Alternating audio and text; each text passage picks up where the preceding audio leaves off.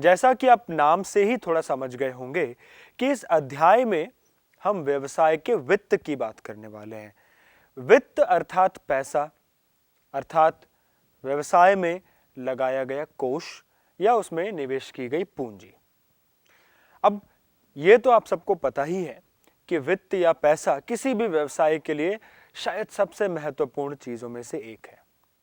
एक व्यवसाय करने के पीछे का मुख्य उद्देश्य भी यह होता है कि पैसा कमाया जाए।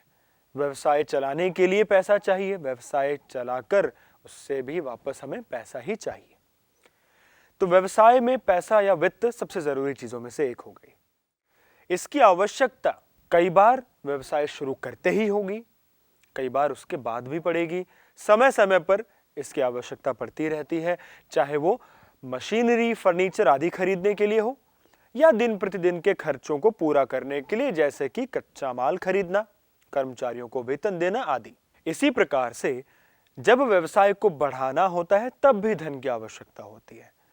तो इन सभी आवश्यकताओं के अनुसार व्यवसाय में जो वित्त या धन की आवश्यकता होती है उसे दो श्रेणियों में बांटा जा सकता है, स्थायी पूंजी व कार्यशील पूंजी। स्थायी पूंजी वह पूंजी है जो व्यवसाय में लंबे समय के लिए लगाई जाती है। तो इसे व्यवसाय के मशीनरी, फर्नीचर आदि संपत्तियों में लगाया जाता है।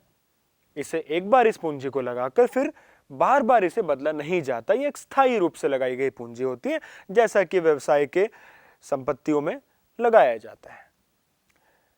कार्यशील पूंजी वह पूंजी है जो व्यवसाय के दिन प्रतिदिन के कार्यों में आवश्यक धन के लिए चाहिए होती है, चाहे वो कच्चा माल खरीदना है, चाहे कर्मचारियों को वेतन देना हो। ऐसे जो दिन प्रतिदिन के कार्य हैं, इसके लिए जिस पूंजी की आवश्यकता पड़ती है उसे कार्यशील पूंजी कहा जाता है। अब बात करते हैं पूंजी के स्रोत की। अभी तो हमने बात की कि पूंजी दो प्रकार की होती है, एक स्थायी व दूसरी कार्यशील। अब चाहे स्थायी हो या कार्यशील हो, जब व्यवसाय को पूंजी चाहिए होती है तो उसे कहीं से उसे प्राप्त करना होता है। तो जहां से हम पूंजी प्राप्त करते हैं वो पूंजी के स्रोत कहलाते हैं।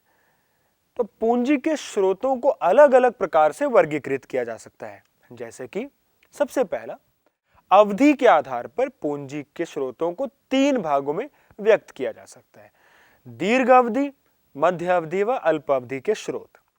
दीर्घ अवधि के स्रोत वो स्रोत कहलाते हैं जिनसे प्राप्त पूंजी 5 वर्ष से अधिक समय के लिए व्यवसाय में उपयोग की जा सके। इसके अलावा जो पूंजी 1 वर्ष से 5 वर्ष के बीच के लिए हो उसे मध्य अवधि पूंजी, व जो पूंजी 1 वर्ष से भी कम के लिए हो उसे अल्प अवधि पूंजी का नाम दिया जाता है। इसी प्रकार स्वामित्व के आधार पर वित्त के स्रोतों को स्वामित्व स्रोत या ऋणगत स्रोत में वर्गीकृत किया जाता है। जो पूंजी व्यवसाय के स्वामियों द्वारा लगाई जाती है, या यूं कह लें कि जिस पूंजी को लगाने वाले व्यवसाय के स्वामी कहलाते हैं, वो पूंजी स्वामित्व पूंजी कहलाती है। वह जो पूंजी बाहर से ऋण के रूप में प्राप्त की जाए उसे ऋणगत पूंजी या कोष कहा जाता है। इसके अलावा पूंजी के स्रोतों के वर्गीकरण का एक और आधार है कोष की उत्पत्ति या धन की उत्पत्ति। यदि कोष या धन व्यवसाय के ही अंदर से निकाला जाए तो वह आंतरिक स्रोत कहलाता है। यदि उसे व्यवसाय के बाहर से प्राप्त किया जाए तो वह बाहरी स्रोत कहलाता है। तो इस प्रकार हमने देखा कि पूंजी के स्रोतों को 3 प्रकार से अलग अलग वर्गों में बांटा जा सकता है, अवधि के आधार पर, स्वामित्व के आधार पर व उनकी उत्पत्ति के आधार पर। अब इन सभी आधारों से प्राप्त होने वाले अलग अलग प्रकार की पूंजियों में से कुछ मुख्य पूंजी स्रोतों पर हम इस अध्याय में चर्चा करेंगे। जिन मुख्य स्रोतों पर हम चर्चा करेंगे ये बहुत ही महत्वपूर्ण स्रोत हैं। तो बच्चों, मैं चाहूंगा कि आप इन पर ध्यान दें, आप समझें कि ये क्या स्रोत हैं, कहां से आते हैं, वह इस स्रोत से पूंजी प्राप्त करने से क्या फायदा हो सकता है या क्या कमियां हो सकती है। क्योंकि एक व्यवसाय चलाने के लिए जब उसमें पूंजी की आवश्यकता होती है तो व्यवसायी यह देखते हैं कि ये जो अलग अलग स्रोत हैं इनमें से किस स्रोत से पूंजी ली जाए। उसके लिए हमें सभी स्रोतों की गुण व कमियां देखनी पड़ेंगी। तो हम एक एक करके इन सभी को देखेंगे। सबसे पहला स्रोत है संचित आय।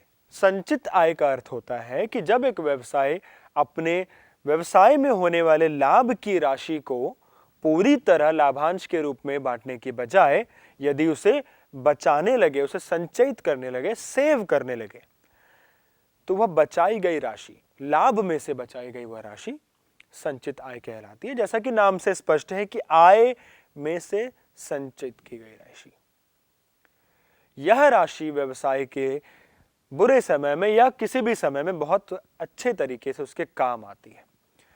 क्योंकि यदि एक व्यवसाय के पास संचित राशि है, आय है, तो उसे कई बार छोटी मोटी जरूरतों के लिए बाहर हाथ नहीं फैलाना पड़ता। आइए अब संचित आय के कुछ मुख्य गुणों व अवगुणों पर चर्चा करें। यदि हम पहले गुणों की बात करें तो सबसे पहला और एक सरल गुण यह है इसका कि यह पूंजी का स्थायी स्रोत है। हमें इसे किसी को वापस नहीं करना है ना, यह हमारे व्यवसाय के लाभ से ही निकाली गई राशि है, तो यह हमारी राशि है, इसे हमें किसी को वापस नहीं करना पड़ेगा।